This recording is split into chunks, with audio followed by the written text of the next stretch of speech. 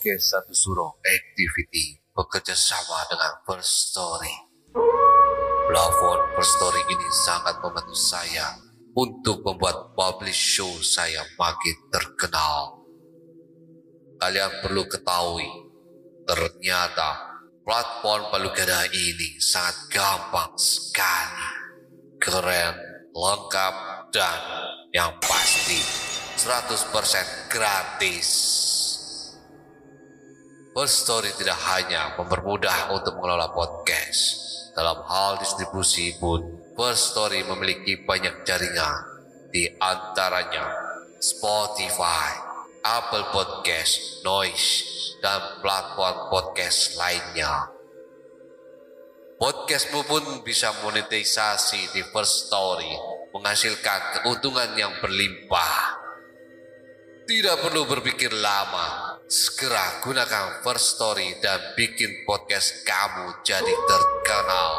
Gak pakai lama.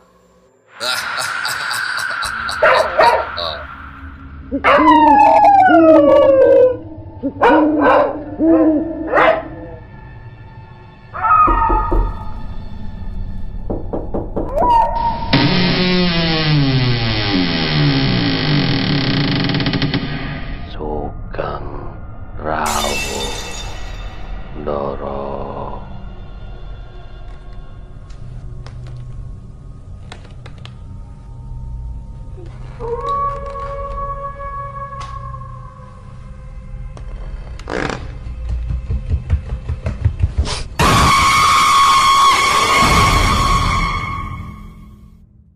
Satu Suro Activity.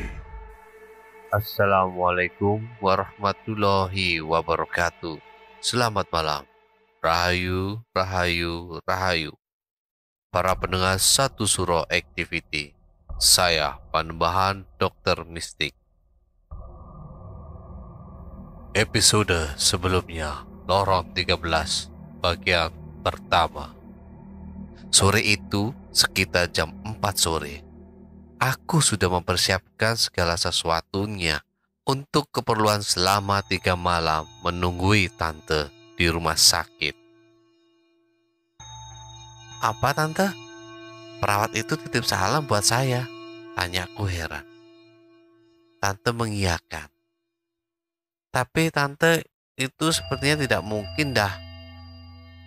Tidak mungkin bagaimana? Kamu kira tante bohong? Tante, dengan perawat itu saja saya belum pernah ketemu. Loh, katanya kamu semalam ngobrol sama dia di lorong 13.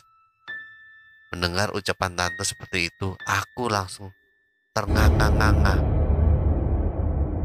Tante, betul itu? Iya, dia bilang begitu. Kadangkala saat kita menemani jaga atau menjenguk seseorang yang diopname di rumah sakit, tanpa kita duga, kadangkala terjadi sesuatu peristiwa yang berbau mistis. Seperti halnya kisah mistis malam ini, melihat sesuatu di sebuah lorong 13, bagian kedua. Selamat mendengarkan. Kalau saja betul apa yang tante katakan, makanan sarapan tante yang membawa perawat yang kutemui semalam di lorong 13, aku sedikit lega. Karena berarti dia manusia, bukan makhluk halus. Walau begitu, kejadian-kejadian aneh yang menyertai perawat itu yang membuat aku masih ragu. Apakah perawat semalam itu manusia 100% atau bukan? Dre, diam. Mikir apa kamu? Perawat itu. Kata-kata tante membuat lamunanku perihal perawat semalam jadi ambyar. Oh, tidak tante. Cuma saya heran saja, kataku sambil mengusap-usap wajahku 2 kali. Heran kenapa? Dia cantik kok. lain dengan perawat-perawat yang lain. Bukan soal itu, Tante. Terus soal apa? Tante Nuri sudah terlihat segaran, bicaranya sudah tidak lemah lagi nada suaranya. Soal dia sudah tahu nama saya, Tante. Padahal semalam saya tidak menyinggung atau bicara nama.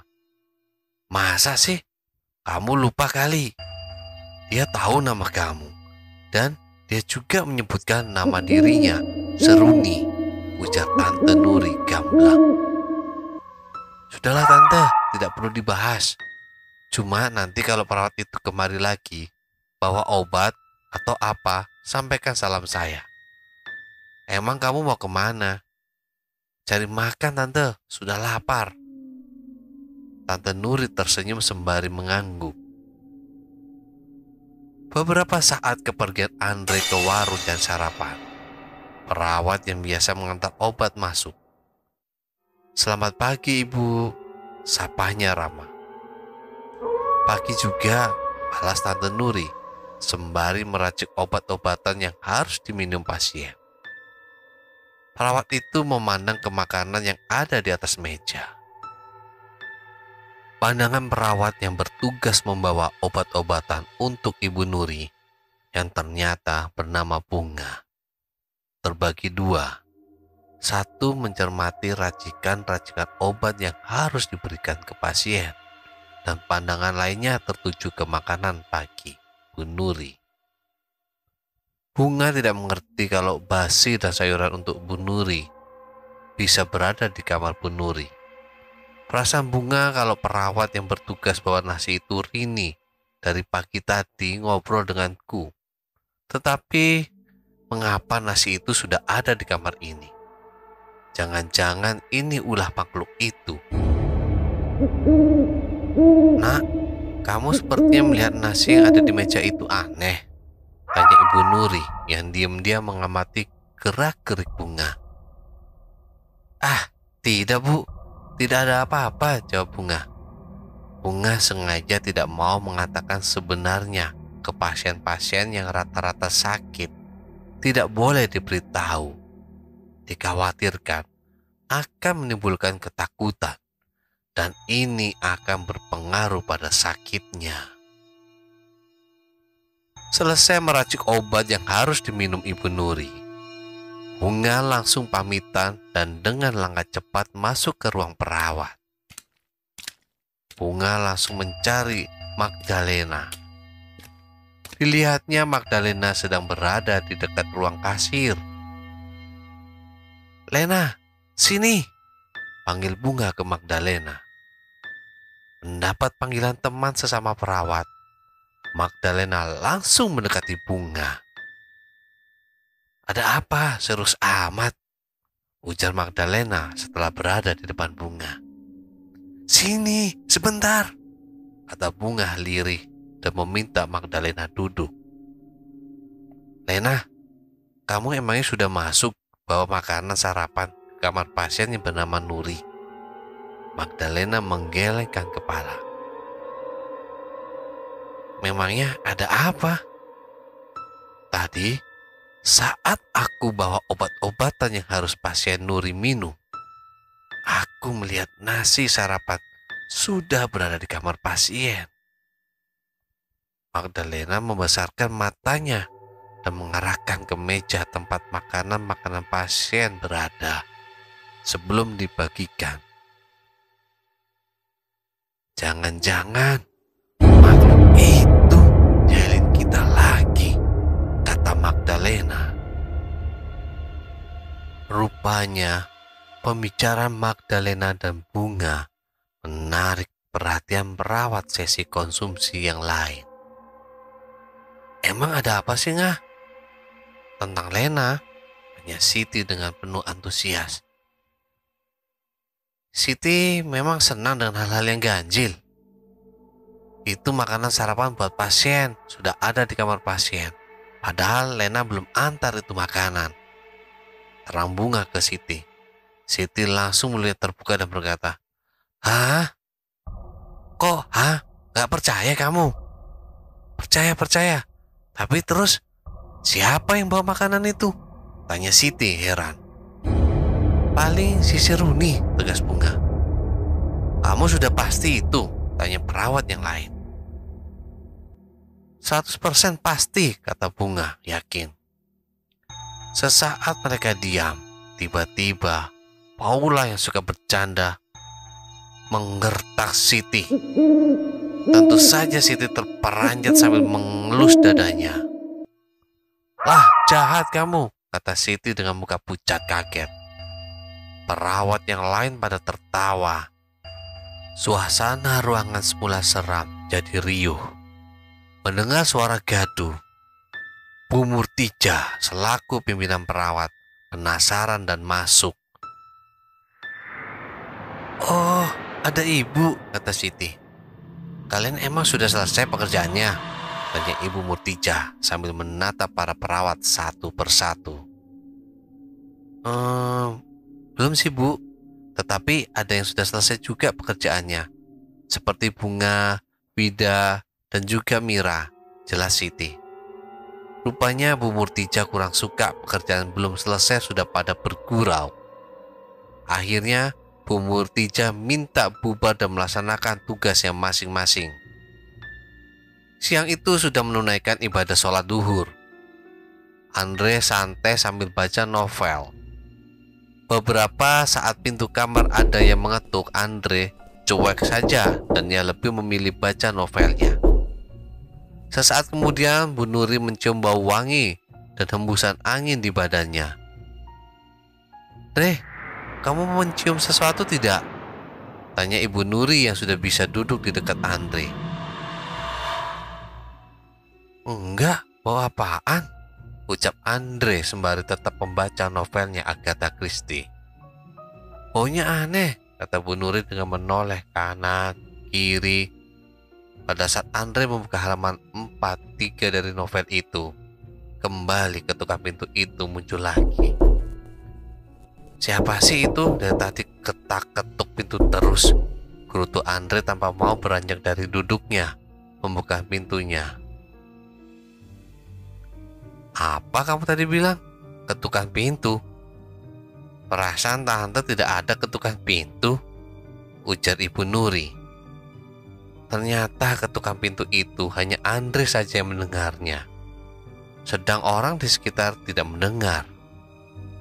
Karena ketukan itu semakin menjadi, akhirnya Andre pun beranjak dari duduknya dan membuka pintunya. Apa yang terjadi? Di luar tidak ada siapa-siapa, hanya ada seorang cleaning service yang sedang mengepel lantai. Gak ada siapa-siapa, kata Andre dalam batinnya. Ibu Nuri dari dalam berteriak menanyakan ke Andre. Siapa yang datang? Suruh Ibu Nuri dari dalam kamar. Karena tidak ada siapa-siapa, Andre kemudian menutup kembali pintunya dan melanjutkan baca novelnya. Tidak ada siapa-siapa, Tante, kata Andre setelah duduk. Nah, apakah Tante bilang orang tidak ada ketukan? Mungkin suara apa yang mirip ketukan? Betul Tante, tadi seperti ada yang ketuk-ketuk pintu. Bisa-bisa kamu aja, sembari berkata begitu. Bu Nuri berjalan dan rebahan di tempat tidur yang ada. Andre meneruskan bacaannya hingga ke halaman 401. Di saat membuka di halaman berikutnya, Andre dikagetkan dengan bau wewangian semacam formalin. Hah? Bau apa ini? Katanya lirih dengan hidungnya diarahkan ke sana kemari. Tante, mencium bau seperti formalin gak? Bu Nuri masih dalam posisi rebahan, menggelengkan kepalanya. Masa sih Tante? Ini bau lagi. Tadi Tante mencium bau. Kamu bilang bau apaan? Sekarang kamu sendiri mencium bau tidak tahu, ujar Bu Nuri. Andre tidak ingin berdebat, ia milih pergi keluar cari angin. Setelah puas mencari angin di luar rumah sakit, aku penasaran dengan kondisi kamar kecil yang kemarin malam aku datangi. Kondisi kamarnya bersih, baunya wangi, tetapi wanginya lain dengan bau wangian pada umumnya. Aku berjalan melewati lobi rumah sakit, dan di sudut lobi duduk dengan manis seorang wanita di belakang meja resepsionis. Aku menganggukkan kepalaku dengan senyum ke wanita itu. Dia balas juga dengan senyum. Setelah melewati lobi, aku terus berjalan ke lorong 13. Perasaan aneh muncul dalam benakku. Mengapa di lorong 11 dan yang lain ramai, banyak lalu lalang petugas rumah sakit, juga pengunjung rumah sakit yang akan besuk. Tetapi di lorong 13 sepertinya aku saja yang lewat, kalaupun ada yang lewat hanya 1-2, itu pun jarang. Aku semakin penasaran. Terus aku berjalan dan sampailah aku di depan kamar mayat. Kulihat tepat di depan pintu masuknya ada 2 petugas, wanita dan laki-laki. Mereka duduk di meja. Aku berusaha senyum ke mereka, tetapi mereka diam saja. Hanya tatapan matanya saja menatapku tajam, serta dengan raut wajah yang dingin. Karena mereka diam, aku pun jalan terus dan sampai di depan kamar kecil. Di sini kembali muncul keanehan. Kamar yang saat itu aku lihat dan masuki dalam kondisi bersih, serta di kanan kirinya tidak ada lagi petak-petak kamar. Tetapi mengapa sekarang ada petak-petak kamarnya? Sebelum masuk kamar kecil itu, aku coba melihat kamar-kamar petak-petak di sebelahnya. Ternyata aku hampir saja melompat mundur. Di dalam kamar itu tersimpan keranda-keranda mayat. Aku pun tidak berani lebih jauh melihat. Terus aku beralih ke kamar sebelahnya. Di sini pun ternyata penuh berisi gulungan-gulungan kain putih. Aku sempat bertanya dengan diri sendiri, jangan-jangan kain itu kain kafan, digunakan apabila ada pasien yang meninggal dunia. Tiba-tiba tengkukku merinding, seperti ada yang meniup dari belakang. Lalu aku menoleh ke belakang. Tidak ada siapa-siapa.